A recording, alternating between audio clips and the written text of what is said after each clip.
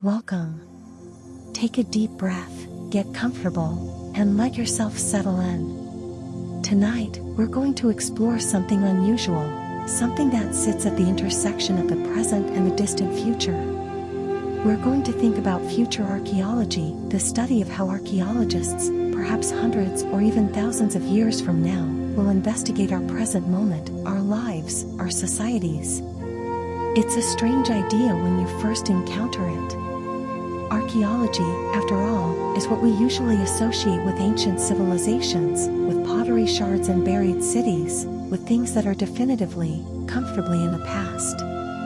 But future archaeology asks us to flip that perspective. It asks us to imagine our own time as the subject of archaeological investigation. To see ourselves not as the present, but as someone else's ancient history.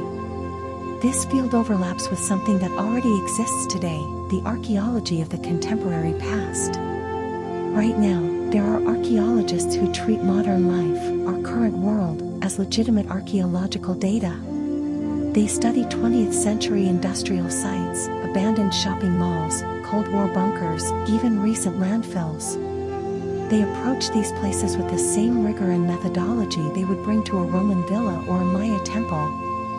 And in doing so, they're proving something important, that archaeology is defined less by the age of what's being studied, and more by the material traces of human behavior it leaves behind. Think about that for a moment. A building demolished yesterday and a mobile app deleted from a server last week can both serve as archaeological evidence. The age doesn't matter as much as the fact that these things existed, that people interacted with them, that they shaped human experience and left some kind of mark, however faint, on the world. A cigarette but from last Tuesday is just as much an artifact as a clay pipe from the 18th century. Both tell stories about human habits, technologies, social practices. This approach, what some scholars call an archaeology of us, treats today's world as future ruins. It's an exercise in perspective, a way of making ourselves strange to ourselves. And that strangeness is important. It breaks down our assumptions about what matters, what's worth preserving, what counts as historically significant. When you view the present through an archaeological lens, everyday things start to shift in your perception. The familiar becomes unfamiliar. You start to notice. And this noticing, this defamiliarization, is one of archaeology's greatest gifts. It takes the world we move through without thinking and makes it visible again. Suddenly, everyday infrastructure becomes evidence, not just background noise.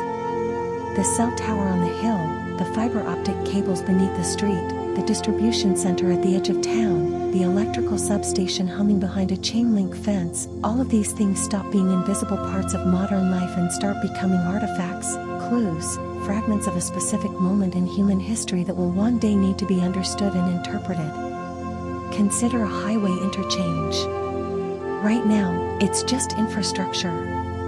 It's where you merge, where traffic slows, where you follow signs to get where you're going. But imagine an archaeologist 1,000 years from now, excavating the massive concrete foundations, trying to understand the flow patterns, the engineering principles, the social organization required to build and maintain such a thing. They might debate its purpose. Was it ceremonial? Defensive? Economic? The obvious answer, that it moved cars efficiently, requires understanding an entire technological and social system that may have vanished completely. Even digital systems, those ephemeral networks of data and electricity that seem to exist nowhere and everywhere at once, are treated as material culture in this framework. They're made of servers and cables and cooling systems. They require vast amounts of physical infrastructure. Data centers the size of warehouses, undersea cables stretching across oceans, satellites in orbit, cooling towers, backup generators, the whole physical apparatus that makes the digital world possible. They leave traces, energy consumption patterns, e-waste, the physical footprint of data centers, heat signatures, electromagnetic fields. They're as material as a clay pot, just distributed differently across space and time. The present is already becoming the past. Right now, as you listen to this, certain technologies are being abandoned, certain buildings are being demolished, certain cultural practices are fading away. Websites go offline. Companies fold. Formats become obsolete. The world is always in motion, always shedding old forms and taking on new ones. And everything that's being left behind, intentionally or not, is potential archaeological evidence. Every discarded object, every demolished structure, every discontinued service is quietly entering the archaeological record. Future archaeologists won't just study what we built or what we threw away. They'll study how we understood ourselves. They'll look at our monuments and memorials, yes, but also at our advertisements, our infrastructure, our digital footprints, our waste management systems, our entertainment, our medical technologies. They'll try to reconstruct not just what we did, but what we thought we were doing. What we valued. What we feared. What we hoped for. What we took for granted. Think about the messages we send, often unintentionally, through our material choices. The things we built to last versus the things designed for obsolescence. The spaces we preserved versus the spaces we abandoned. The data we encrypted and protected versus the data we left exposed. All of these choices, conscious and unconscious, create a portrait of our priorities, our anxieties, our blind spots. And here's what makes this particularly fascinating. We can think about this now. We can, in a sense, prepare for that future gaze. Not by controlling it, we can't possibly know what future generations will care about or what questions they'll ask, but by becoming aware of it. By recognizing that we are, right now, living in what will one day be somebody's ancient past. By understanding that the mundane routines of our daily lives, the technologies we take for granted, the buildings we pass without noticing, all of these things are creating the archive that future researchers will sift through. This awareness doesn't require us to change anything. It simply invites us to see differently. To recognize that the present moment, which feels so solid and immediate and real, is already dissolving into history. That everything around us is temporary, transitional, caught in a slow current of time that will eventually carry it all into the realm of artifacts and evidence and archaeological interpretation. So as we move through these facts tonight, let yourself drift into that perspective. Imagine looking back at our present moment from hundreds of years in the future, trying to piece together what life was like, what mattered to people, how the world worked. Imagine trying to read our time the way we read ancient Egypt or medieval Europe, through fragments, through what accidentally survived, through the marks left on the landscape, through the objects that outlasted their makers and their original purposes. Imagine finding a smartphone in sediment, its screen cracked, its battery long since corroded, trying to understand what it was, what it did, what it meant to the people who carried it everywhere, who stared at it for hours each day, who felt anxious when separated from it. Imagine excavating a data center, that massive building full of servers, trying to reconstruct the invisible flows of information that once animated it, trying to understand why so much energy and space and cooling infrastructure was devoted to something that left so few physical traces. This is the beginning of that journey. The idea that the present is not permanent, not even particularly stable. That it's already slipping into history, already being transformed by time and decay and the simple fact of moving forward. And that everything around us, from the monumental to the mundane, from skyscrapers to smartphones, from highways to hard drives, is quietly preparing for its eventual transformation into evidence, into the material that future researchers will use to try to understand who we were. Rest your mind on that thought. The world around you, already becoming a memory. Already waiting to be discovered. Already part of the deep archive of human time, waiting for someone in the distant future to uncover it, study it, and wonder what it all meant. Let's shift our focus now to the tools and methods that will shape how future archaeologists understand our era. because the way archaeology is practiced is changing rapidly, and those changes will profoundly affect what future researchers can discover about us. Future archaeology will be heavily data-driven. This might seem obvious, we live in an age of data, after all, but the implications run deeper than you might think. Archaeology has always involved careful measurement and recording, but traditionally, that information lived in field notebooks, hand-drawn maps, and photographs. Those records were valuable, but they were also limited, subjective, sometimes incomplete. The future of archaeology involves capturing vastly more information, with greater precision, in formats that can be analyzed and reanalyzed in ways the original excavators might never have imagined. Remote sensing technologies will be standard practice. These are tools that allow archaeologists to see beneath the surface without digging, to map entire landscapes in hours instead of years. LiDAR, light detection and ranging, uses laser pulses to create incredibly detailed three-dimensional maps of terrain. It can see through forest canopy to reveal ancient roads, walls, and buildings that would be invisible from the ground. Geographic Information Systems, or GIS, allow researchers to layer different kinds of spatial data together, finding patterns that emerge only when you can see many variables at once: soil composition, water sources, elevation, vegetation, proximity to other sites. Advanced lab analysis will become routine. Technologies that are currently expensive and specialized, isotope analysis, ancient DNA extraction, residue analysis at the molecular level, will become standard procedures. Future archaeologists will be able to determine not just what an object is made of, but where those materials came from, how they were processed, even what the object contained or was used for, down to trace chemical signatures invisible to the human eye. Machine learning will assist with pattern detection. Artificial intelligence is already being used to identify archaeological features in satellite imagery, to classify pottery shards, to recognize patterns in site locations. These systems can process vastly more data than human researchers, spotting subtle correlations and anomalies that might otherwise go unnoticed. They don't replace human interpretation, they enhance it, handling the repetitive analytical tasks so researchers can focus on asking better questions and developing richer interpretations. Computational archaeology will model societies and environments together. Instead of studying sites in isolation, future archaeologists will create complex simulations that integrate environmental data, climate records, resource distribution, and human settlement patterns.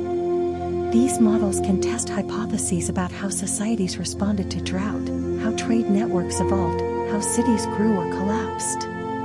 They turn archaeology from a purely descriptive discipline into one that can explore counterfactuals and probabilities, asking not just what happened, but what might have happened under different conditions. Even right now, archaeologists already use tablets and 3D scanners instead of paper drawings in the field.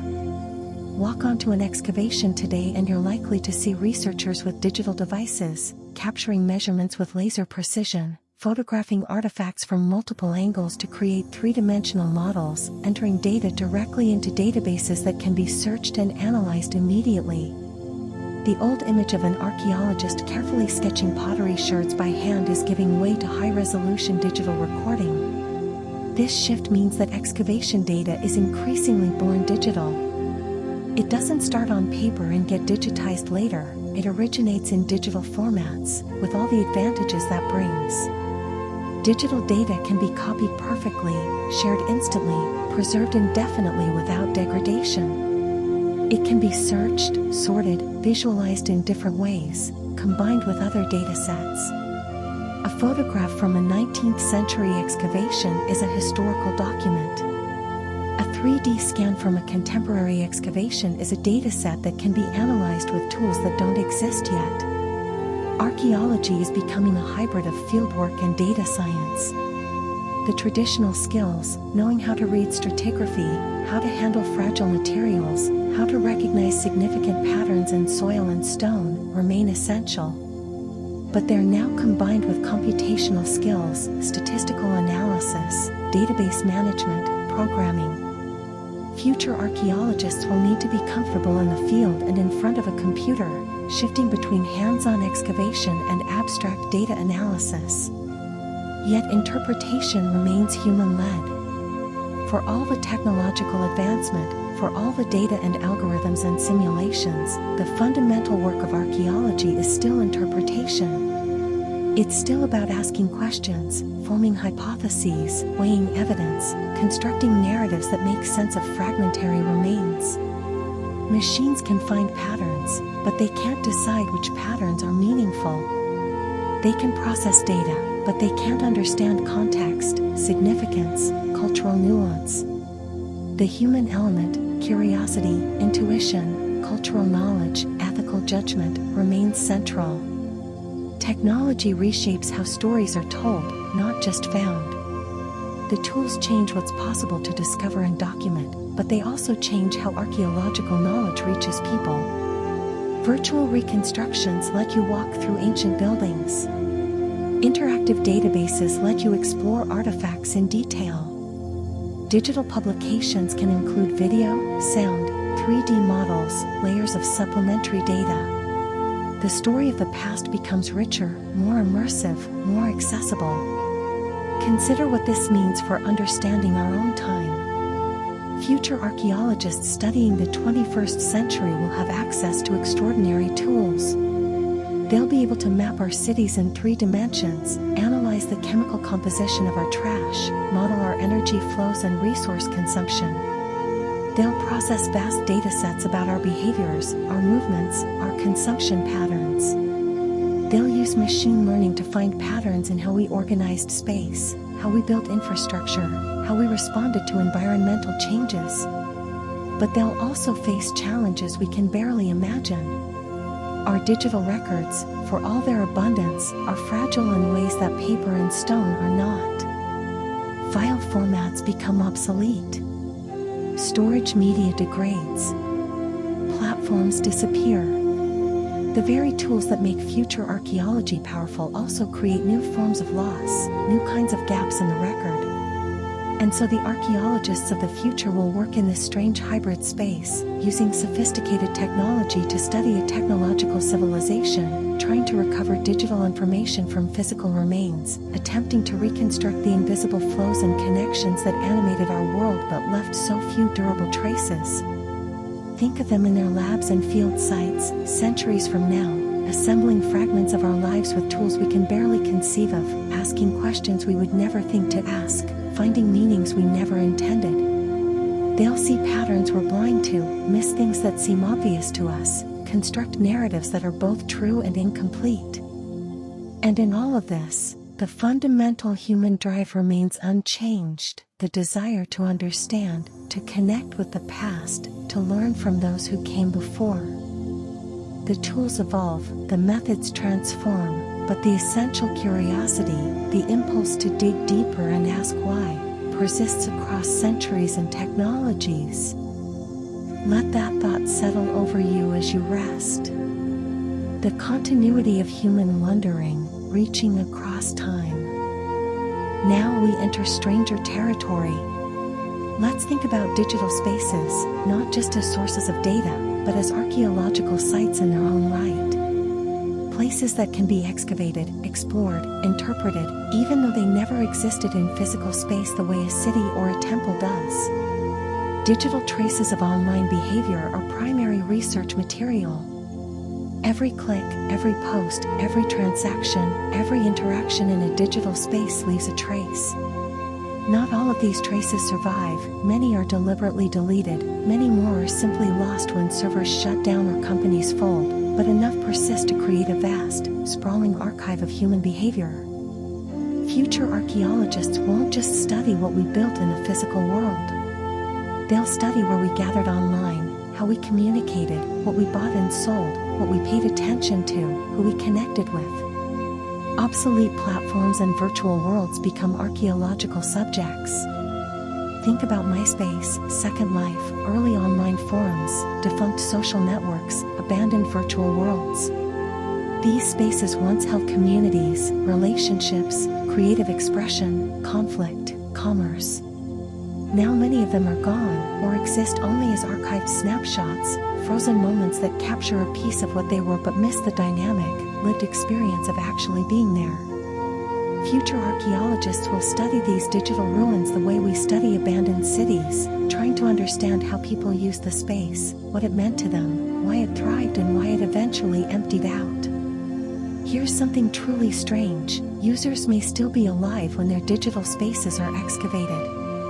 Traditional archaeology usually deals with people who died long ago. There's a comfortable distance, a sense that we're studying others, people separated from us by centuries or millennia. But digital archaeology can involve excavating spaces from 10, 20, 30 years ago, recent enough that the people who inhabited them are still around. Imagine having your old live journal entries treated as archaeological evidence while you're still alive to read the analysis. It's unsettling, this collapse of temporal distance. Lost hardware and file formats pose major recovery challenges. A clay tablet from ancient Mesopotamia can be read today if you know cuneiform. But a floppy disk from 1990 requires specific hardware to read, and the files on it require software that might not run on modern systems. A hard drive from 2010 might be physically intact but impossible to access because the encryption keys are lost, or the file system is no longer supported, or the necessary drivers don't exist. Digital information is abundant but fragile, easy to create and easy to lose. Emulation may be required to read 21st century data. To access digital materials from our era, future researchers might need to create or maintain emulators, software that mimics old hardware and operating systems, creating a virtual environment where obsolete programs can run. Imagine future archaeologists running emulations of Windows 10 or iOS 15 just to open and view files, the way we might use specialized equipment to carefully unfold a fragile scroll. The technology itself becomes a kind of artifact that must be preserved and understood. Yet the same digital technologies that create these challenges also enable new forms of collaboration. Cloud platforms allow global collaboration in real time. An archaeologist in Japan can work on the same dataset as a colleague in Brazil, seeing changes instantly, discussing findings in real time. Digital infrastructure makes archaeology less constrained by geography, more open to international and interdisciplinary cooperation. Digital sandboxes merge finds excavated years apart. Physical artifacts, once separated, are difficult to reunite. But digital representations can be brought together easily. Pottery fragments excavated in 1950 and photographed can be digitally placed alongside fragments excavated in 2020 and scanned, allowing researchers to see if they fit together, to reconstruct vessels across time and space. The digital realm becomes a kind of laboratory where the scattered pieces of the past can be reassembled. Virtual environments reconstruct entire societies. Instead of looking at individual artifacts or sites in isolation, researchers can create immersive virtual reconstructions that show how everything worked together: the layout of streets, the flow of water, the sight lines from important buildings, the experience of moving through a space. These reconstructions aren't just visual aids. They're research tools, letting archaeologists test hypotheses about how spaces functioned, who could see what, how sound carried, how light fell. Metaverse-style spaces may serve as archaeological workrooms. Imagine future archaeologists meeting in virtual reality to examine excavation data together, walking through three-dimensional scans of sites, manipulating virtual artifacts, annotating shared spaces with notes and theories. The distinction between field and lab, between site and office, begins to blur. The archaeological workspace itself becomes partly virtual, partly distributed across networks and servers. The past may be explored without touching the ground. Non-invasive methods, ground-penetrating radar, magnetic surveys, electrical resistance tomography, allow archaeologists to map what's underground without excavating. Combined with virtual reality and advanced visualization, this means you could explore an archaeological site that remains completely buried, walking through reconstructed spaces based on remote sensing data, seeing what's there without disturbing it. Excavation, the most fundamental archaeological method, becomes optional rather than necessary. This raises profound questions. If we can see beneath the ground without digging, should we? If we can explore the past in virtual spaces, what do we gain and what do we lose? The physicality of archaeology, the dirt under your fingernails, the weight of a potsherd in your hand, the direct connection to material remains, has always been central to the discipline. What happens when that physicality becomes optional, mediated through screens and sensors and simulations?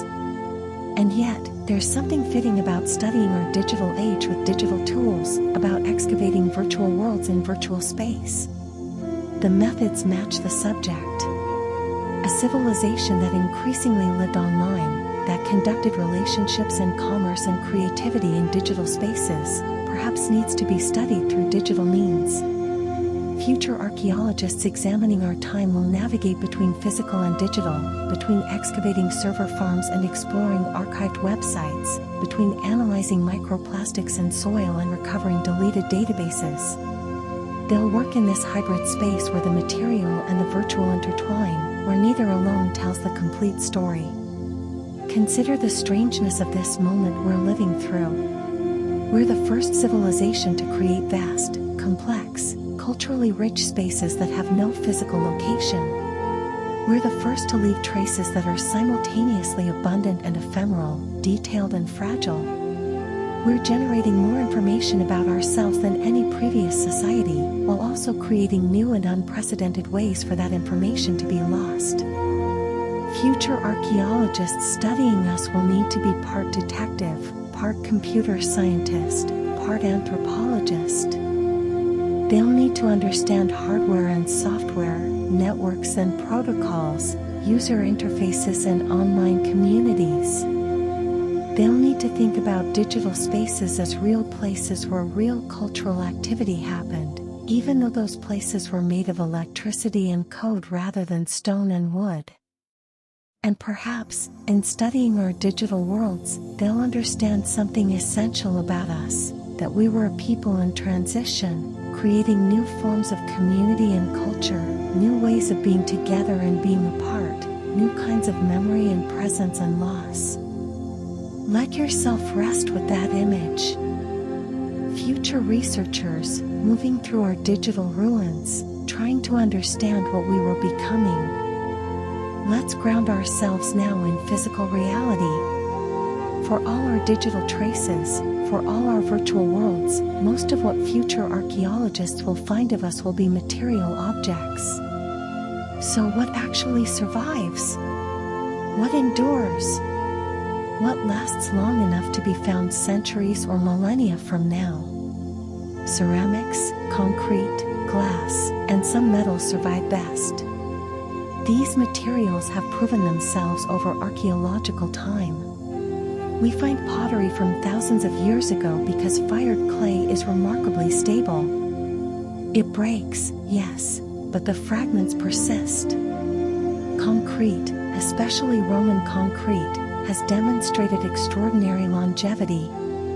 Glass, while fragile, can last millennia if conditions are right. Certain metals, gold, for instance, resist corrosion. Bronze can develop a protective patina. Even rusted iron sometimes preserves in recognizable forms. But paper, textiles, and most plastics decay or fragment. Paper is organic, vulnerable to moisture, insects, microbes, fire. Under the right conditions it can survive, dry desert environments, anaerobic bogs, but generally, paper from our time will not last. Textiles face similar challenges. Natural fibers decompose. Synthetic fibers may last longer, but they become brittle, fragment into microplastics, lose their form and function. Plastics, despite their reputation for persistence, don't actually last intact. They break down into smaller and smaller pieces, but they don't disappear. They transform. Landfills may become future tells. In archaeology, a tell is a mound created by successive layers of human habitation, each generation building on the ruins of the last, creating a layered hill of compressed history. Our landfills might function similarly. They're artificial hills, layer upon layer of discarded material, each layer representing a moment in time, a snapshot of consumption and disposal. Future archaeologists might excavate them the way we excavate ancient settlements, reading the stratigraphy of trash. Waste layers preserve consumer culture. In these landfill deposits, future researchers will find remarkable detail about daily life. Not the things we chose to preserve, those often don't survive, or they're too curated to be representative, but the things we threw away.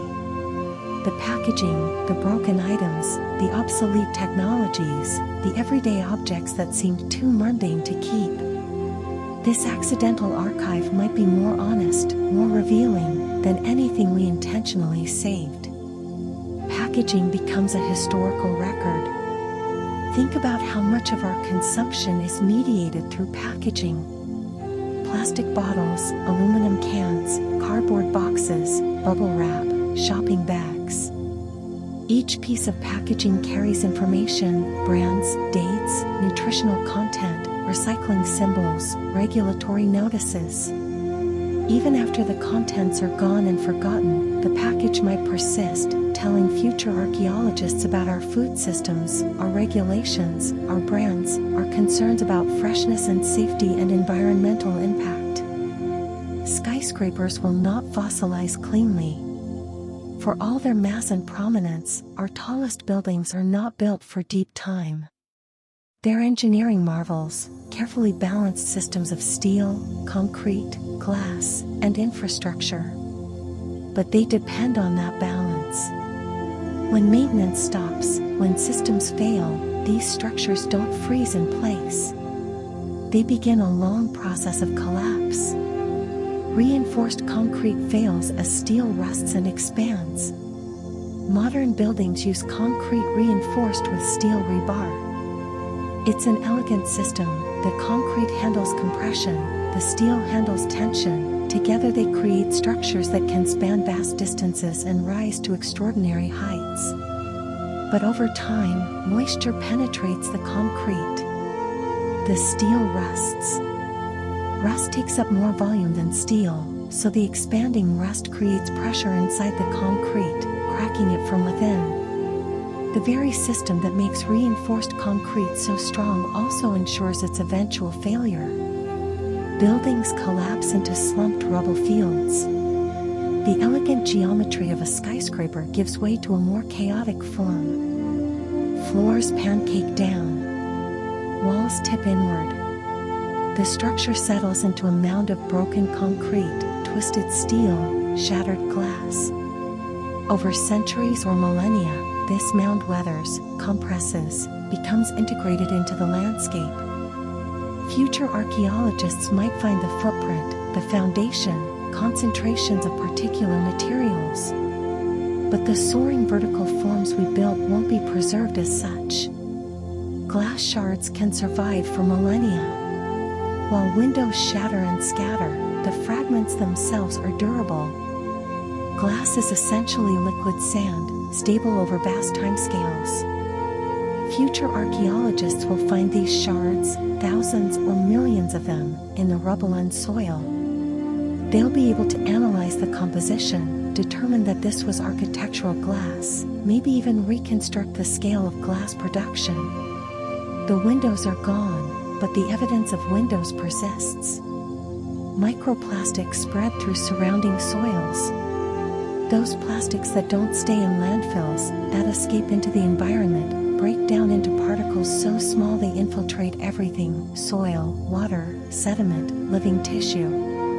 These microplastics become part of the archaeological matrix itself, incorporated into the very ground that future archaeologists will excavate. They won't find plastic objects intact. They'll find plastic everywhere, woven through the environment at a microscopic level. So what does this mean for how we'll be remembered? The monuments we built to impress, the skyscrapers, the bridges, the grand civic structures, will survive mostly as foundations and rubble. The things we barely thought about, the bottles, the bags, the packaging, the fragments, will spread throughout the environment, marking our time geologically. We'll be remembered not by our greatest achievements, but by our most mundane products, our everyday waste, our plastic detritus. There's something humbling about this. We imagine leaving grand legacies, monuments that proclaim our values and accomplishments. But what actually survives is more arbitrary, more honest, less flattering. The real archaeological record of our time will be written in trash heaps and plastic pollution, in the rubble of collapsed buildings and the fragments of broken glass. Future archaeologists sifting through our remains will find a civilization of extraordinary technological achievement and casual waste, of soaring ambition and disposable culture, of permanent materials used for temporary purposes. They'll find contradictions, ironies, the gaps between what we said we valued and what our material traces actually reveal. They'll see our consumption, our energy use, our resource extraction. They'll see what we built and how quickly we let it decay.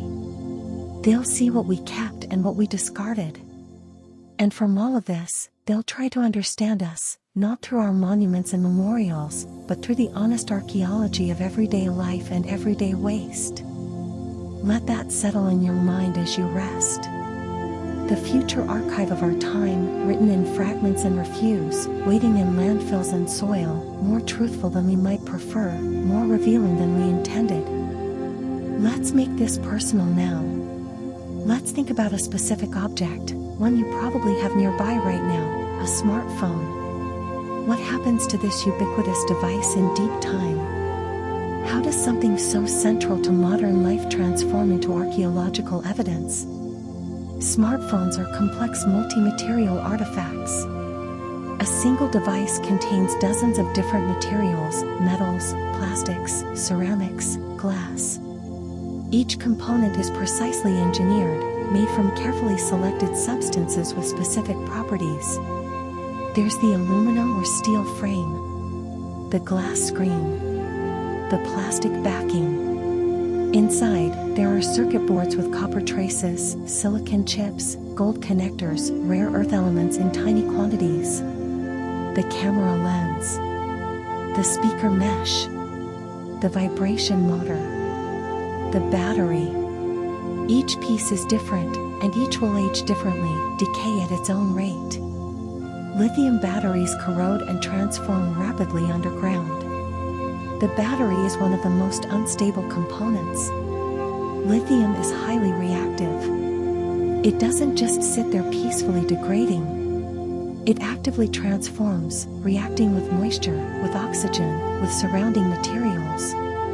A buried smartphone battery undergoes chemical changes that can spread contamination to other parts of the device. Battery components dissolve into mineral stains. Over time, the structured layers of a battery, the lithium, the electrolyte, the separators, break down into a kind of chemical ghost. The lithium might form carbonates or oxides. These compounds can spread into surrounding sediment, creating mineral stains, colorations in the soil that mark where a battery once was. Future archaeologists might not find a battery. They might find a dark patch in the soil with unusual chemistry, and from that, infer the presence of lithium-ion technology. Aluminum and copper corrode away. The metal frame and internal components face their own decay. Aluminum forms a thin oxide layer that can actually protect it under some conditions, but in moist environments with other metals present, it corrodes. Copper oxidizes, turning green, eventually deteriorating. The delicate copper traces on circuit boards, microscopically thin, are particularly vulnerable. They might survive as green stains, ghost traces in the substrate, but the functional circuitry itself dissolves. Gorilla Glass is highly durable. The screen, surprisingly, is one of the most likely components to survive. Modern smartphone glass is chemically strengthened, tough, resistant to scratching and breaking. While it will certainly shatter from the trauma of burial and excavation, the fragments themselves are stable. They're basically modified sand, and they'll persist the way glass has persisted in archaeological contexts for millennia. Glass surfaces weather, but fragments persist. The smooth, polished surface of the screen will become rougher over time, pitted by chemical weathering, frosted by long exposure. But the material itself remains. Future archaeologists will find fragments of this glass, and from analyzing the composition, they might be able to determine that it was specially treated, engineered for particular properties. Gold connectors survive as tiny flecks. Inside the smartphone, certain connections are plated with gold because it doesn't oxidize, it conducts electricity reliably, it lasts. And that durability extends into deep time. The gold plating on connectors, though incredibly thin, might survive when everything around it has corroded away. Future archaeologists might find minute flecks of gold, each one a tiny trace of an electrical contact point. Circuit board plastics and brittle and fragment. The green fiberglass boards that hold the electronic components together don't last intact. The resin becomes brittle. The fibers separate. The board fragments into pieces, then into smaller pieces, eventually into particles mixed with sediment. But even in fragmented form, the material persists, chemically distinct from natural soil, carrying traces of the components that were once attached to it. Microplastics disperse into sediment. All the plastic components, the case, the buttons, the internal structures, the insulation around wires, break down into progressively smaller particles. These don't disappear. They spread into the surrounding soil, infiltrating the matrix, becoming part of the archaeological context rather than distinct artifacts. Future excavators will dig through soil that contains countless microscopic fragments of plastic, remnants of devices that once had clear boundaries and functions. A phone becomes a ghost of glass, metal, and dust. Over centuries, over millennia, the smartphone transforms from a coherent object into a dispersed signature. Glass fragments mark its location. Metal stains indicate electronic components. Chemical anomalies suggest the battery. Microplastics pervade the surrounding sediment. Gold flecks hint at high-value connections. The form is lost, but the material traces remain, scattered and transformed. Imagine future archaeologists finding one of these dispersed signatures. They excavate carefully, noting the concentration of glass fragments, the chemical anomalies in the soil. They collect samples for analysis. In the lab, they identify lithium signatures, copper compounds, traces of gold. They find plastics with specific compositions. They detect rare earth elements in minute quantities. From these scattered traces, they begin to reconstruct. This was a device. It was portable, the size suggests it was carried on the person. It had a screen, the glass fragments indicate that. It was electronic, the copper and gold suggest circuits. It had a power source, the lithium signature indicates a battery. It was mass-produced, they're finding similar signatures at sites everywhere, with remarkably consistent material composition. But what did it do? That's harder to determine. The physical traces tell you it was electronic, portable, had a screen. But they don't tell you it was a communication device. They don't tell you it connected to global networks.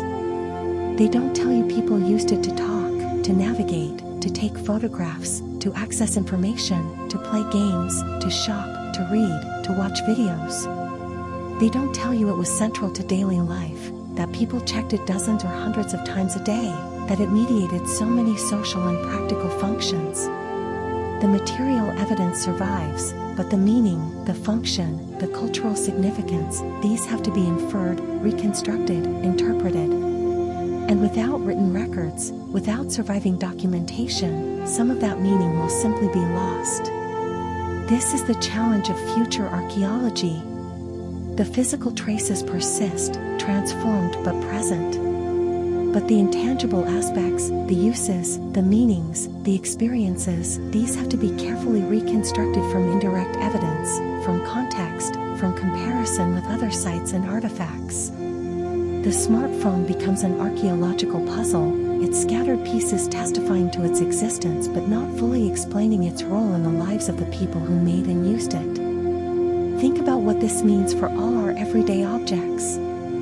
The things we use without thinking, the technologies we take for granted, the devices that shape our daily routines, all of them are undergoing this same transformation. All of them are slowly becoming scattered chemical and material signatures, waiting to be decoded by future researchers who might struggle to fully understand what they're finding. Your world, transforming into traces. Your everyday objects, dispersing into fragments and stains and chemical anomalies. Everything you touch, already becoming evidence, already beginning its journey into deep time. Rest with that thought. The quiet transformation of the present into the archaeological record. Now let's zoom out, far out, to planetary scale. Let's think about how our time will appear not just in scattered artifacts, but in the very rock record itself, in the geological layers that mark different eras of Earth's history. Microplastics already accumulate in sediments worldwide. In oceans, in lakes, in riverbeds, in soil, tiny particles of plastic are settling out, becoming incorporated into accumulating sediment. These particles come from everywhere, from broken down bottles and bags, from synthetic clothing fibers washed out in laundry, from tire wear on roads, from the gradual fragmentation of larger plastic items. They're drifting down through water columns, landing on lake and ocean floors, becoming part of the layers that will eventually compact into rock. Their rise marks the Great Acceleration. Around the mid-20th century, the production and dispersal of plastics increased dramatically, part of a broader surge in industrial activity, resource extraction, population growth, and environmental impact. This period, roughly from 1950 onward, is sometimes called the Great Acceleration. And one of its most distinctive signatures is the sudden, dramatic increase in plastic particles in sediments worldwide. Future geologists examining rock cores will see a clear boundary. Below it, no microplastics. Above it, microplastics everywhere.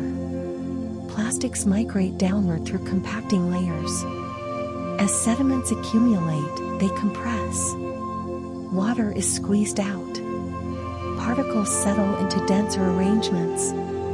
And in this process, small particles like microplastics can migrate downward to some degree, infiltrating slightly older layers. This complicates the dating, makes the boundary less sharp than it might otherwise be. But the overall pattern remains, a dramatic shift from a world without synthetic polymers to a world saturated with them. Plastic agglomerates form plastic-bound rocks. In some environments, plastic debris doesn't just mix with sediment, it melts, binds, fuses with rock and sand and shells to create entirely new kinds of stone. These plastic agglomerates, found especially in coastal areas where plastic waste accumulates and is exposed to heat, are hybrid materials, part natural and part synthetic. They're rocks that could only exist in the Anthropocene, literal stone evidence of human industrial activity. Heavy metals create geochemical spikes. Beyond plastics, our industrial civilization has redistributed elements across the planet. Lead from gasoline and paint. Mercury from coal burning and mining. Cadmium from batteries and industrial processes.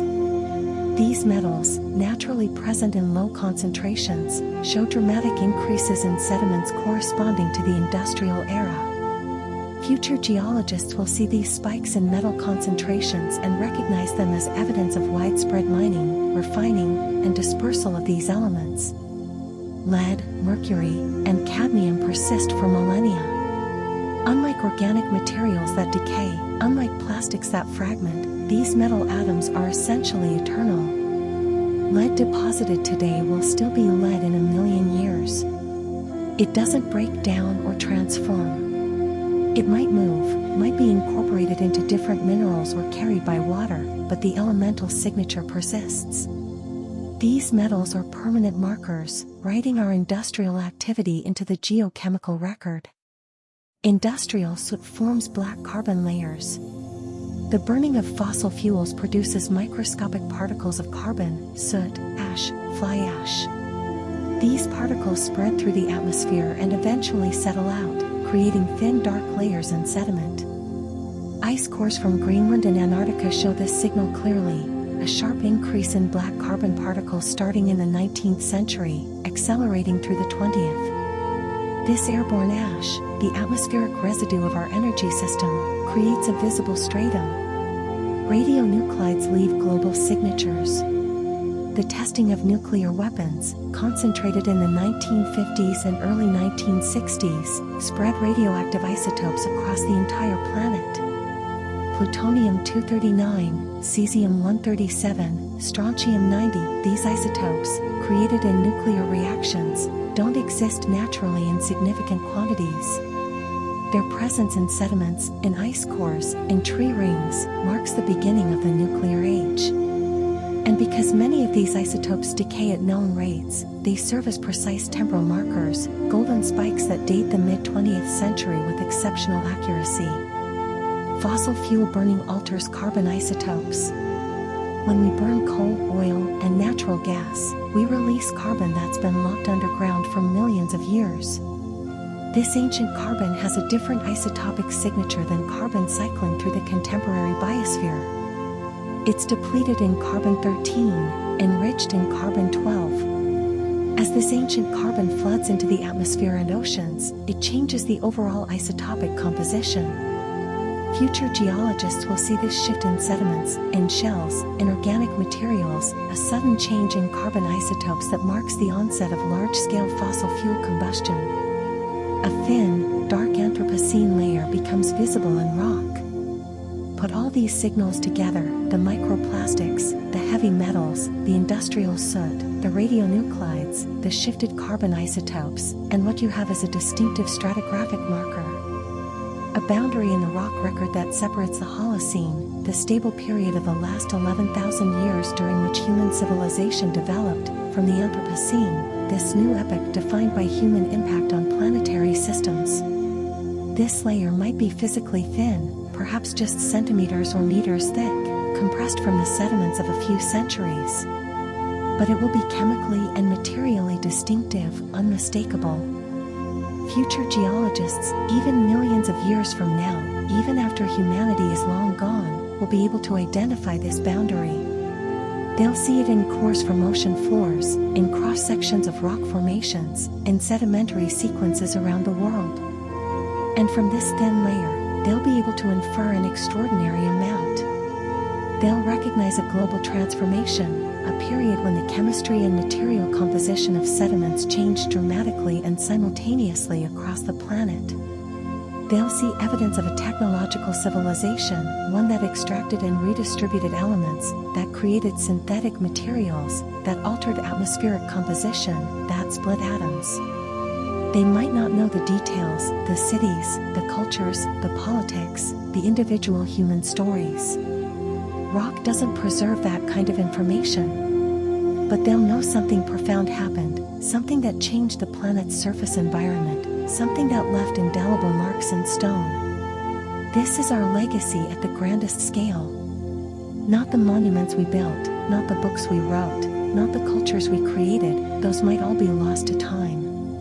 But the geochemical transformation we caused, the materials we dispersed, the planetary boundaries we shifted, those will persist, written into the rock record, visible for as long as those rocks exist.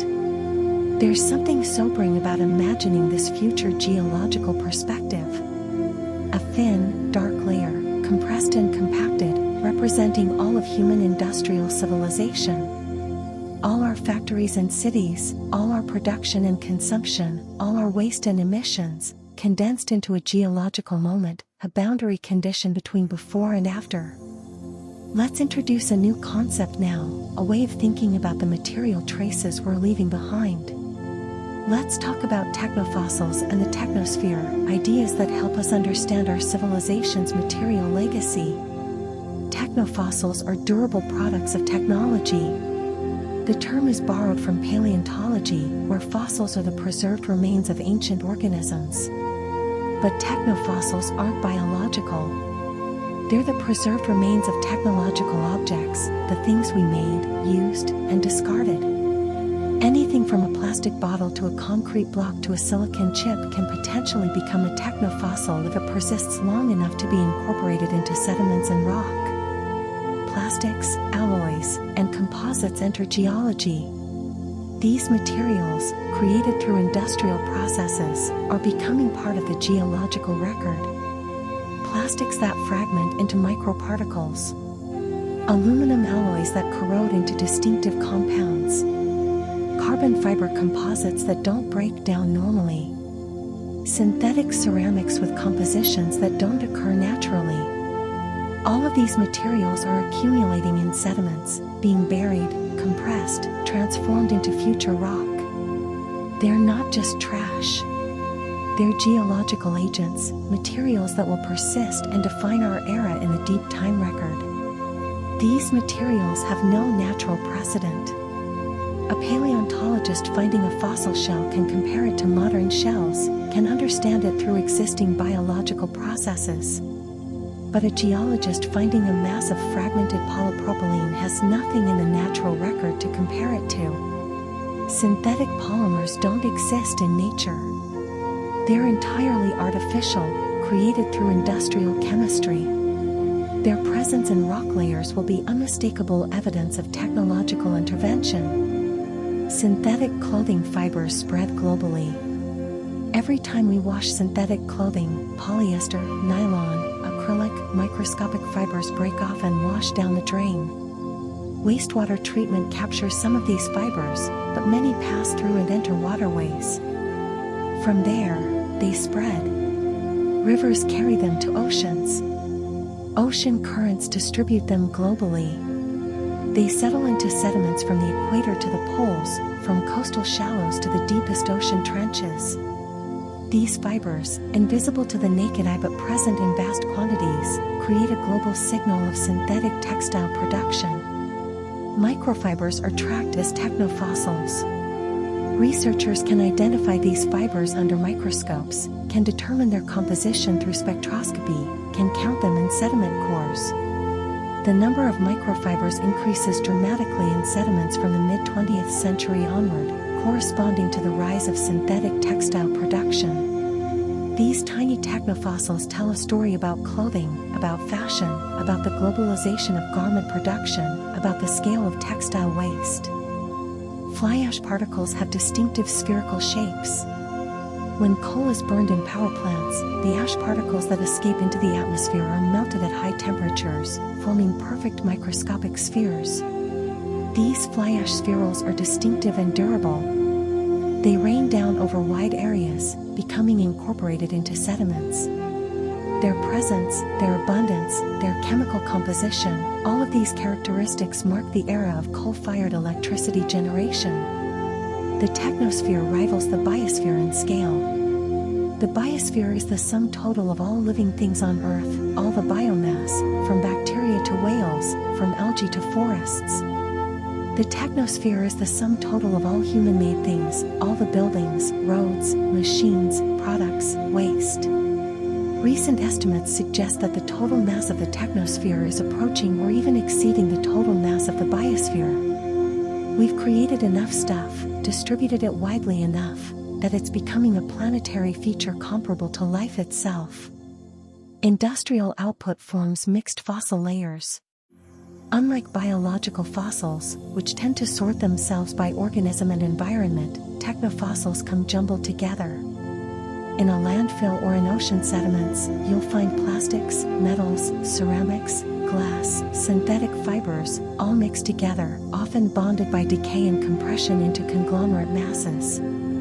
These mixed assemblages are characteristic of technological deposition, distinct from natural sedimentary processes. Technofossil horizons may rival dinosaur beds.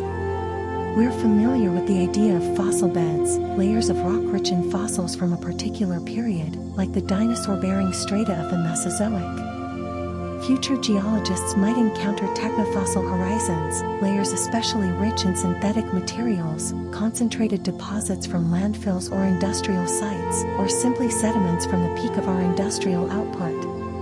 These horizons might become famous, studied intensively, mined for information about our civilization the way we study dinosaur beds today. Our waste may be more visible than our bones.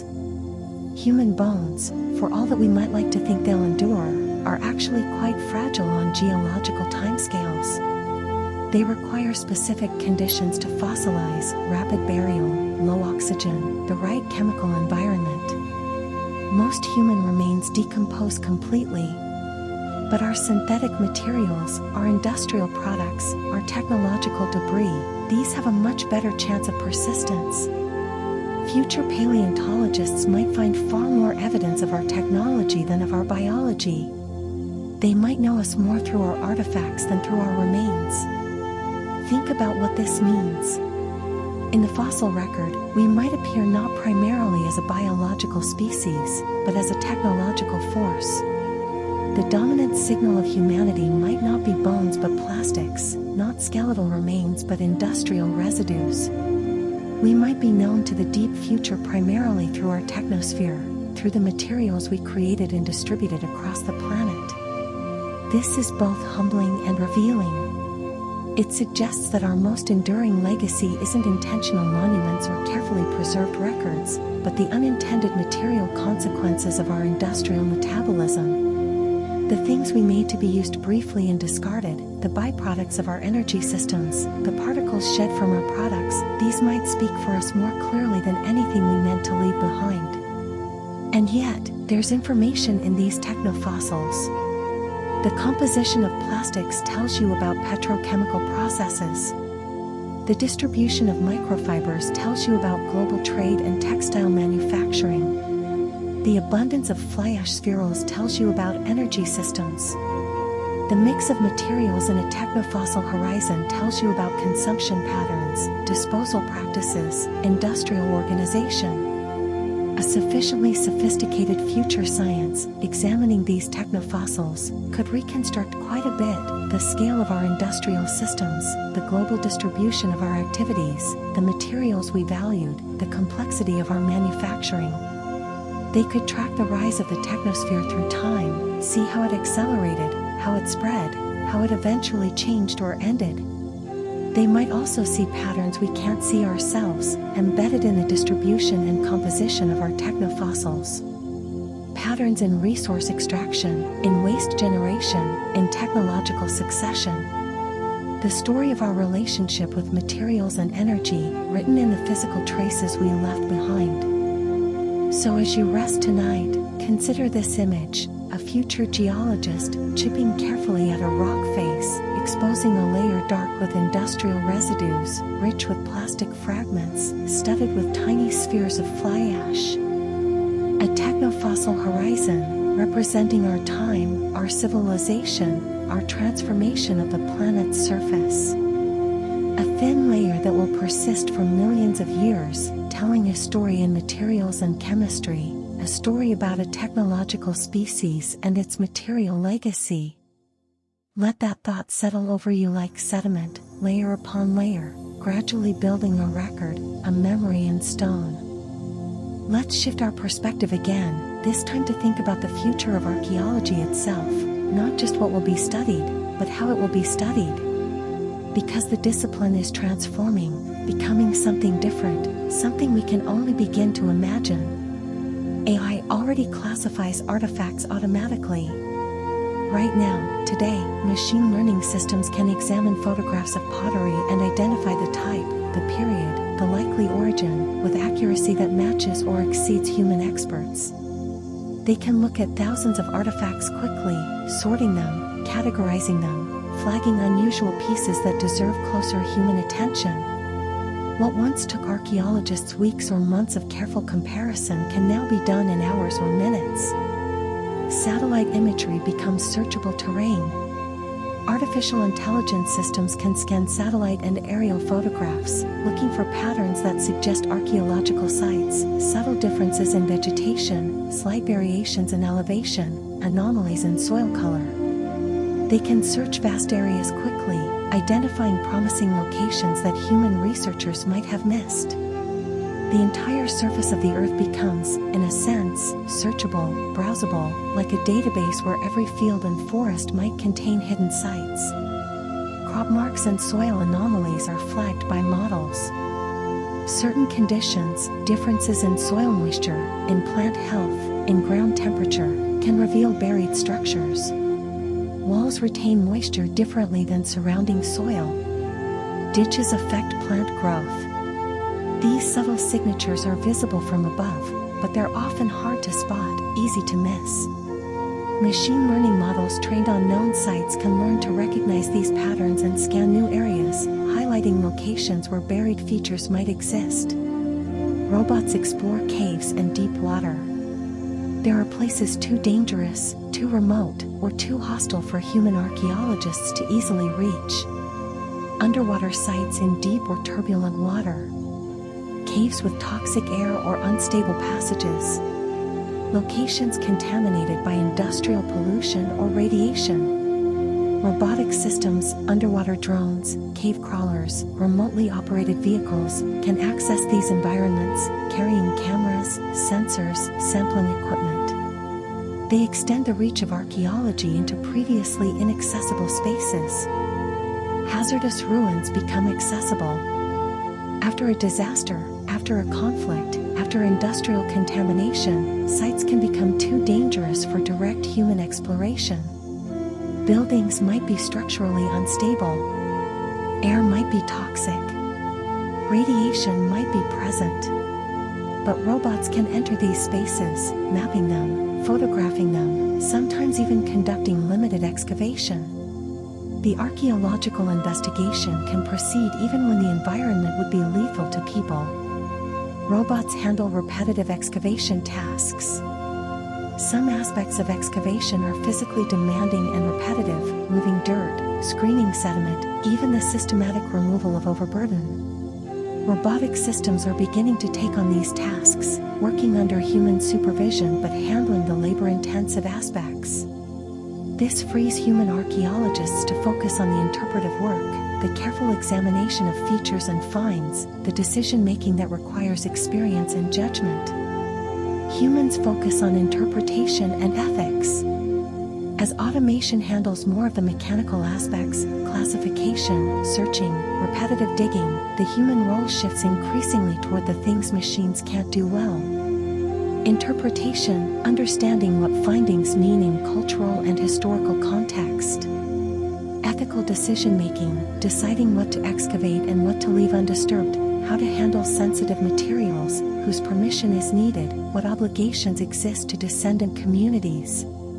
Creativity, forming new hypotheses, seeing unexpected connections, asking novel questions. Predictive models suggest where to dig.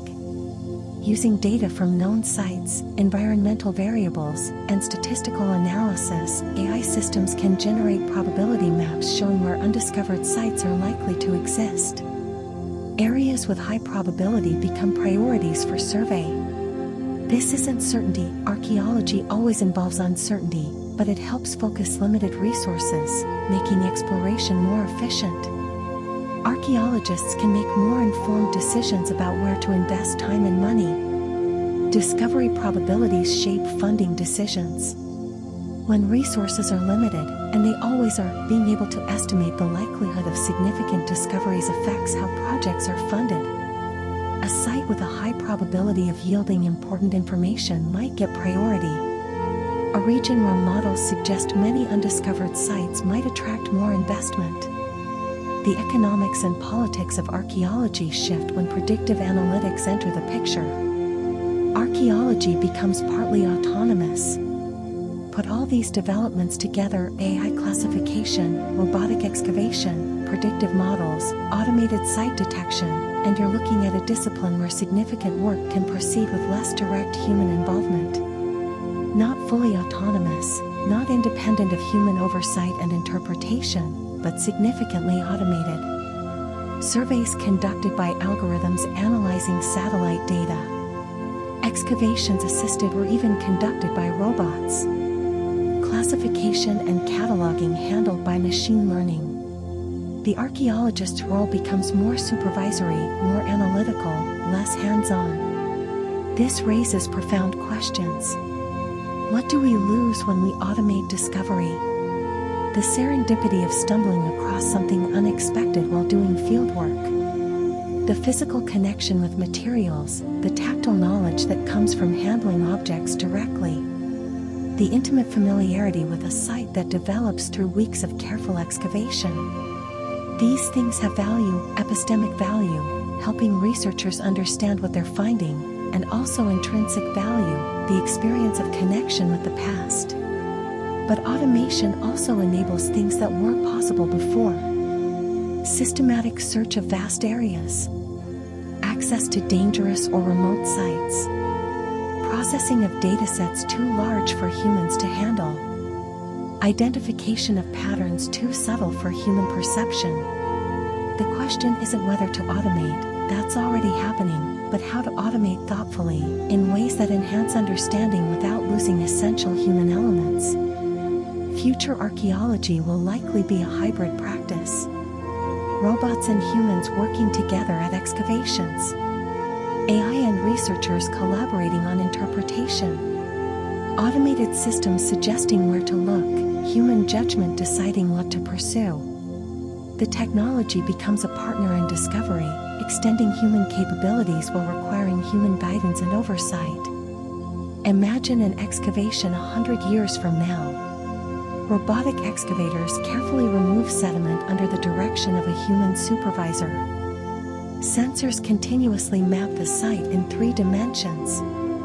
AI systems monitor the excavation feed, flagging potentially significant features. When something important appears, human archaeologists step in, examining the context, making interpretive decisions. Behind them, machine learning algorithms are already comparing the finds to databases of known artifacts, suggesting identifications, highlighting unusual characteristics. The pace might be faster. The documentation more comprehensive.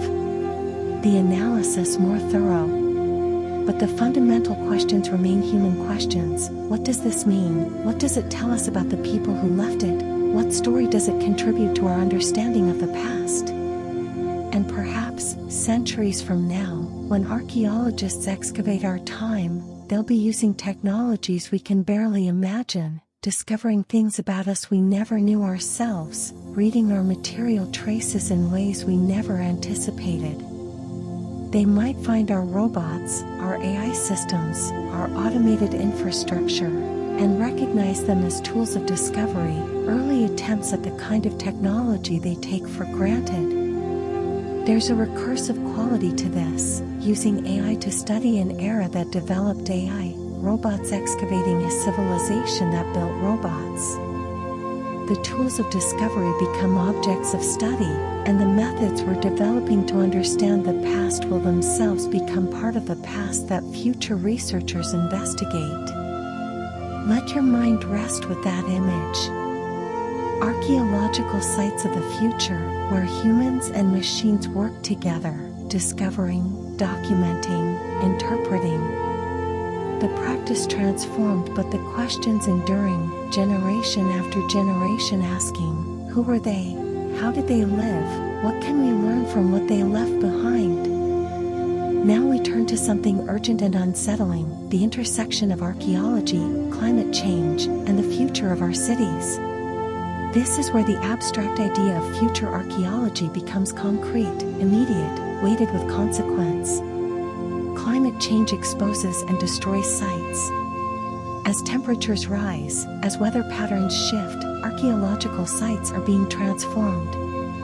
Permafrost that preserved materials for thousands of years is melting, exposing sites but also causing them to decay rapidly once exposed to air and warmth. Glaciers that protected alpine sites are retreating, revealing what was hidden but also subjecting those materials to new weathering.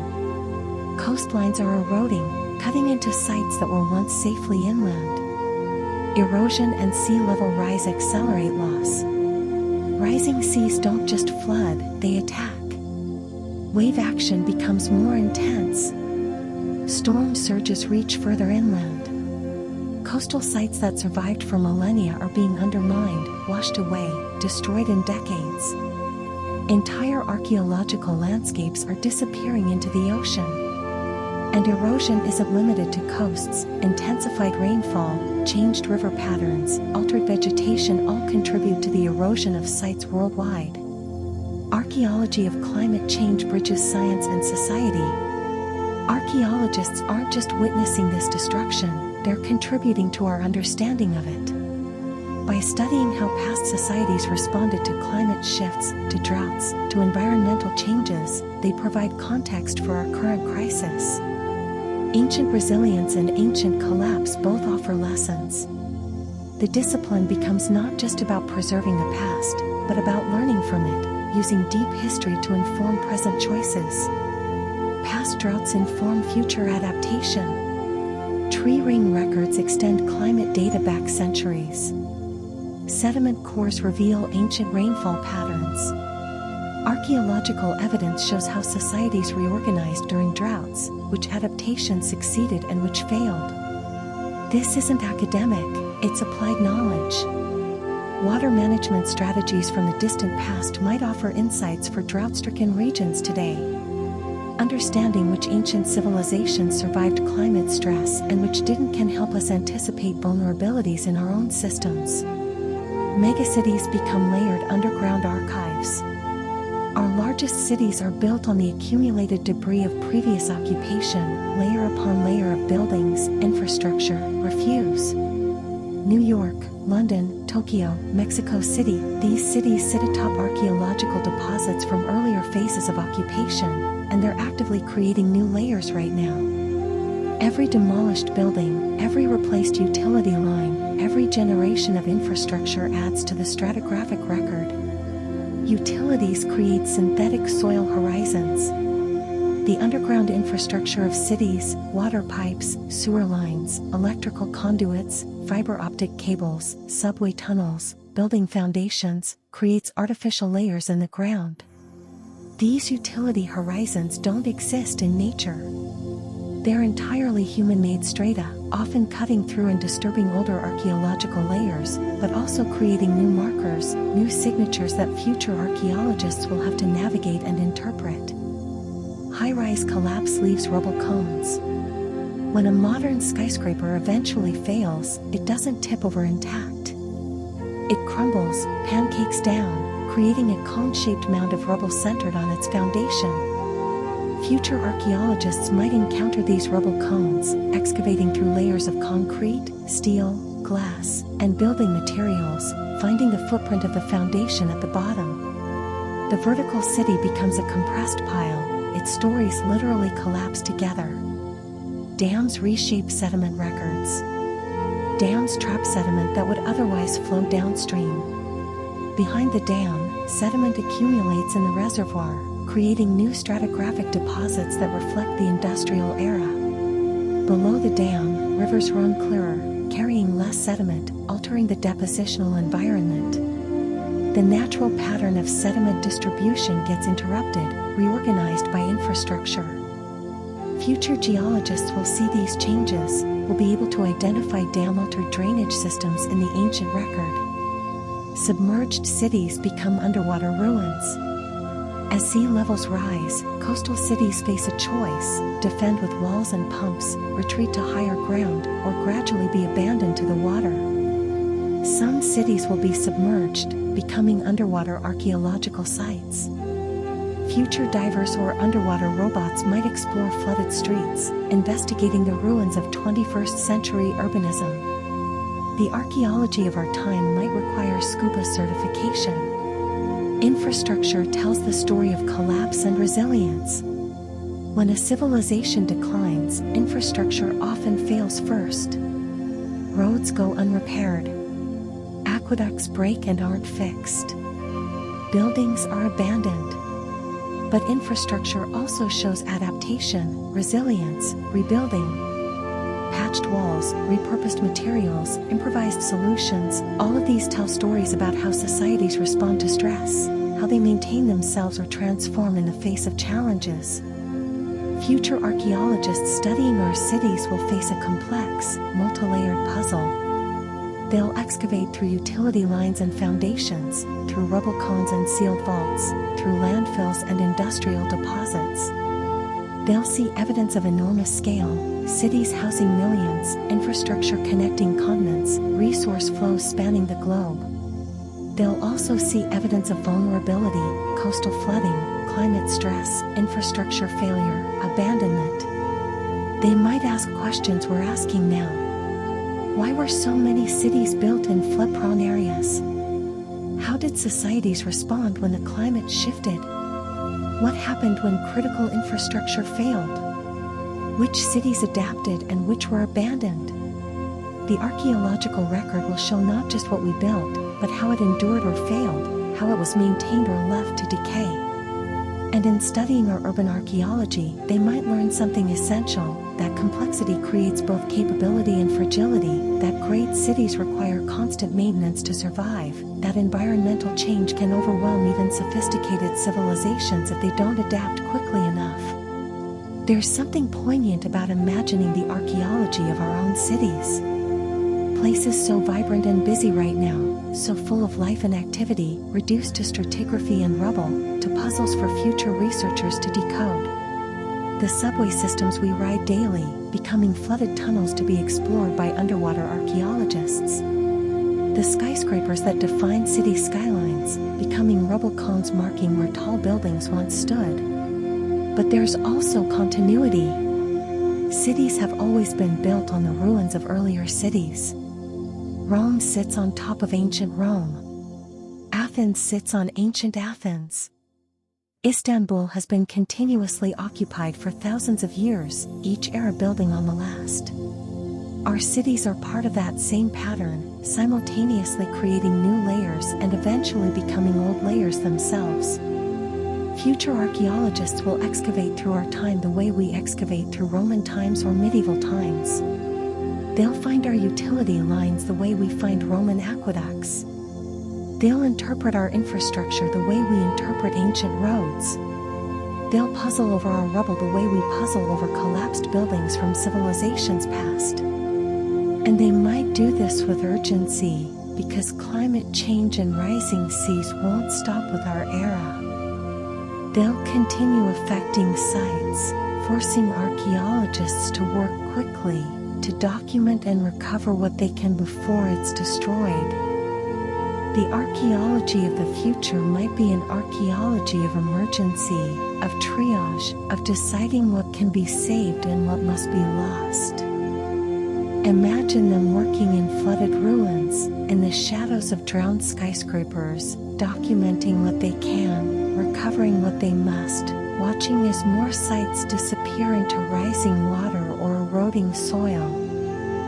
Imagine them finding evidence of our warnings, our climate science, our predictions, alongside evidence that we didn't change fast enough, didn't adapt thoroughly enough.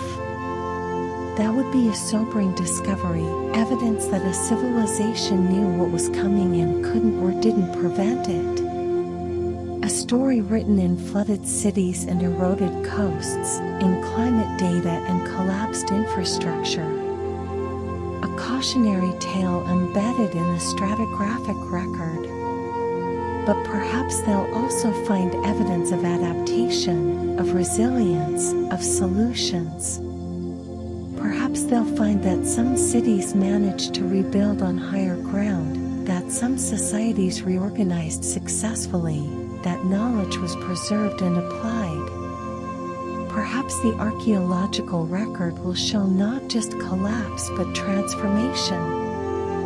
That's the story still being written. The archaeology of our future is being created right now, with every decision about infrastructure, about climate adaptation, about what we preserve and what we let go. Rest with that weight, that responsibility, that possibility. The future looking back, learning from what we leave behind, We've traveled far tonight, from the idea of future archaeology, through methods and materials, to cities and climate. Now, as we near the end, let's turn to the most reflective questions. Questions about memory, about ethics, about who gets remembered and how. Digital storage is fragile and selective.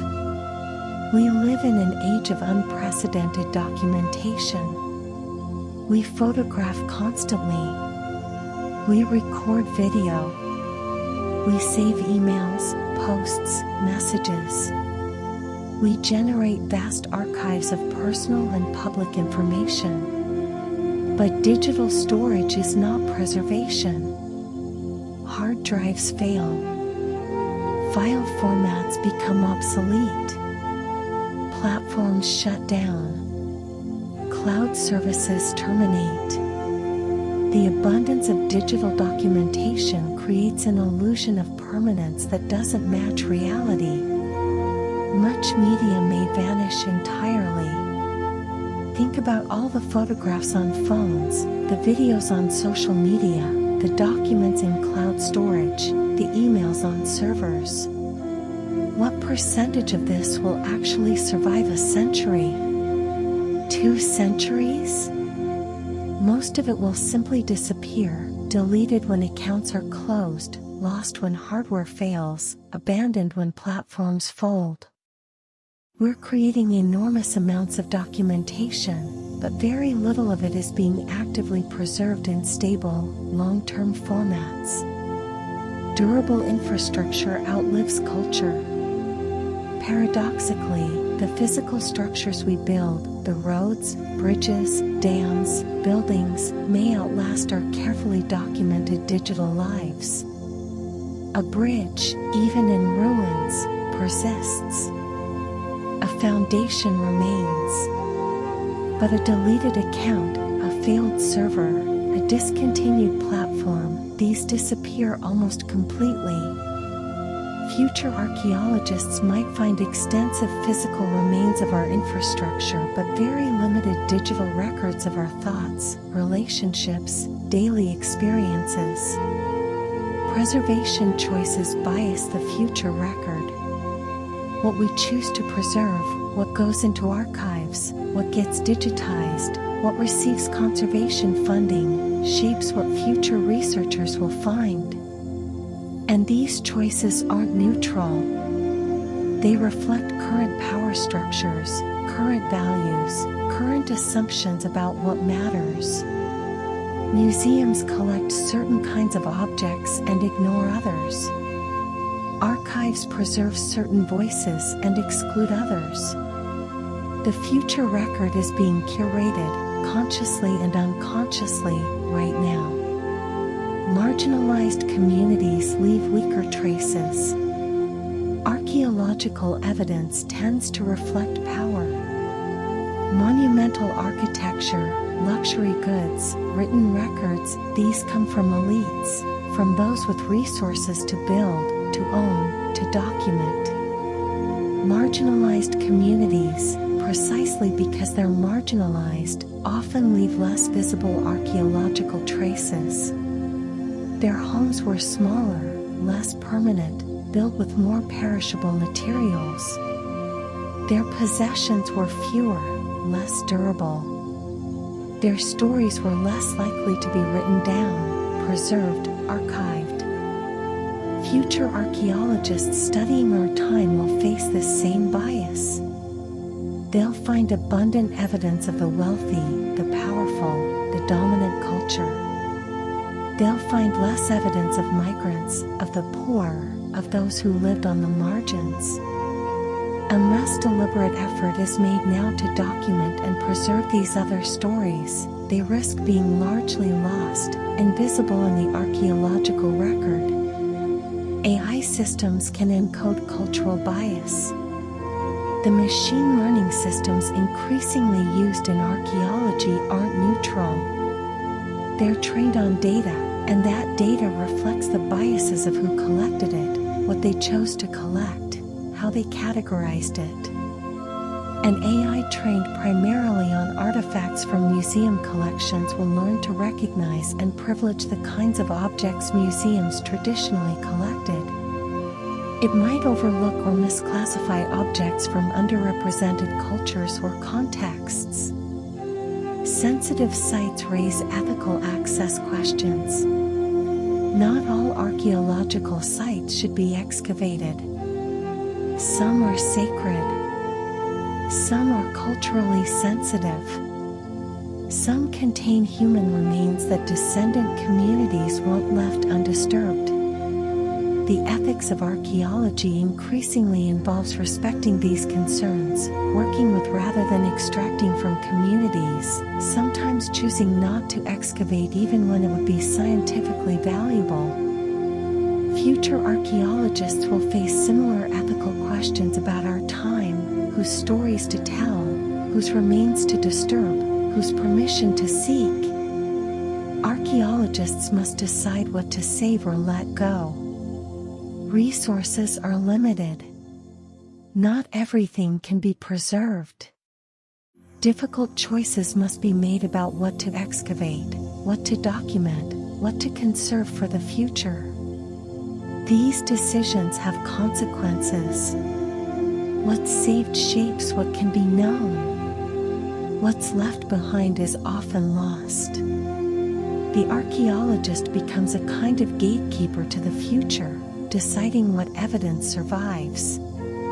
Even today's AI tools become future artifacts. The technologies we're using to study the past, the scanning equipment, the machine learning algorithms, the database systems, will themselves become archaeological artifacts.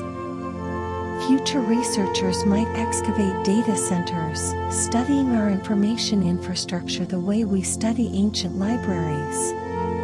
They might analyze our algorithms the way we analyze ancient texts, trying to understand what we valued, how we categorized knowledge, what we were trying to accomplish. Future archaeology ultimately asks how we chose to be remembered. What did we preserve and what did we discard? What did we build to last and what did we design for obsolescence? What stories did we tell about ourselves and what stories did we ignore? The archaeological record isn't just what accidentally survives, it's shaped by our choices, our priorities, our blind spots. When future researchers examine our time, they'll be reading those choices. They'll see what we memorialized and what we forgot. They'll see who we celebrated and who we marginalized. They'll see what we invested resources in preserving and what we let decay. The material traces won't just tell them what we did, they'll reveal what we valued. This is where future archaeology becomes most personal, most challenging. It asks us to think about legacy not in grand terms, what monuments will leave, but in honest terms. What actually survives our time? What story does that survival tell? Is it the story we'd want told? And it raises a profound question. Can we be more intentional about the archaeological record we're creating? Can we document more inclusively, preserve more thoughtfully, build more durably where it matters and less wastefully where it doesn't?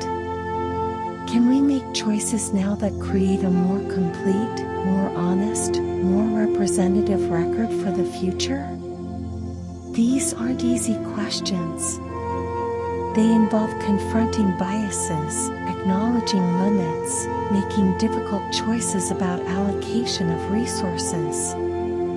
But they're important questions, because the archive of our time is being created right now, through millions of individual and collective decisions.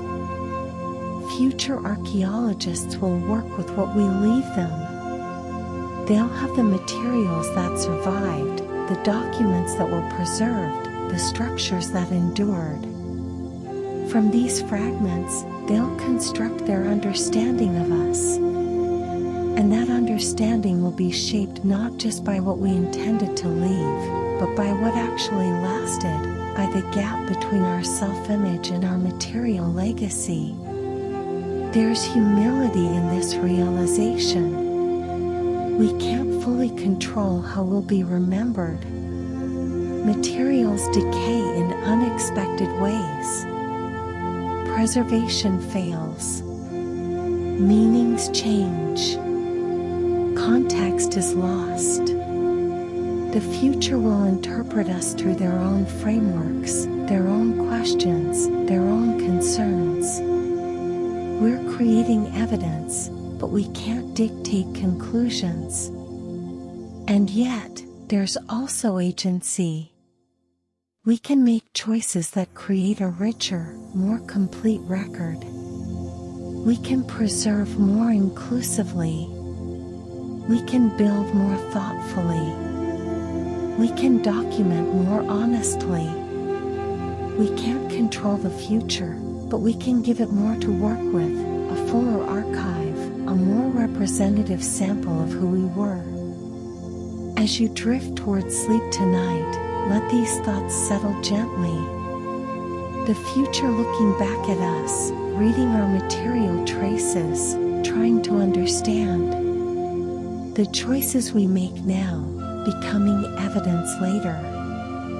The stories we tell and the stories we leave out, both shaping the archive. The technologies we create, the infrastructure we build, the waste we generate, all of it becoming data, becoming fragments for future researchers to assemble.